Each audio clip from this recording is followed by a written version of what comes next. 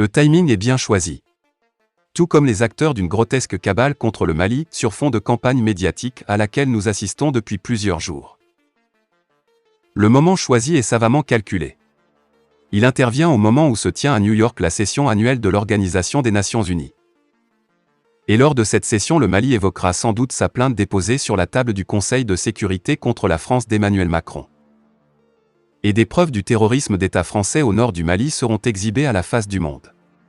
Oui, preuve à l'appui, le Mali est prêt à démontrer que le véritable terroriste au Sahel, c'est bien cette France qui, sous le couvert des opérations Serval et Barkhane, a mis dans cette zone. Et c'est même France-là qui apporte aide et assistance aux groupes terroristes. Dès à présent, un vent de panique s'est emparé du président Macron. Par tous les moyens, il tente d'empêcher ce qui peut s'avérer un énorme déballage devant la communauté. Après de multiples actions et ou pressions diplomatiques pour contrer la plainte du gouvernement malien, Macron met à la tâche, à nouveau, ses nègres de service. Ils sont chargés de dénigrer et de vilipender les autorités maliennes.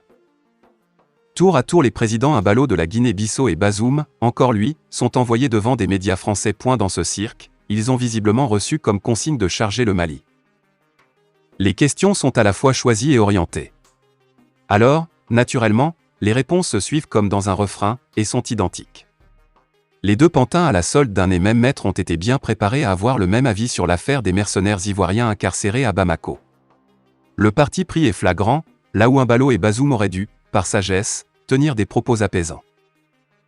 Mais hélas, 3 fois hélas. De la plainte malienne devant le Conseil de sécurité? Il n'en sera nullement question lors des 2 interviews. Afin de maquiller cette campagne orchestrée avec certains pays membres de la CEDEAO, il fallait y associer le secrétaire général de l'ONU. Avec lui aussi, le scénario est le même. La question essentielle tourne autour des mercenaires ivoiriens. La plainte du gouvernement malien contre la France est tout simplement ignorée. Malgré toutes ces gesticulations et autres pressions, la détermination des autorités maliennes reste intacte. Le Mali parlera, le Mali prouvera et le Mali agira, comme l'a dit un responsable malien. Fin de la vidéo, merci pour votre attention.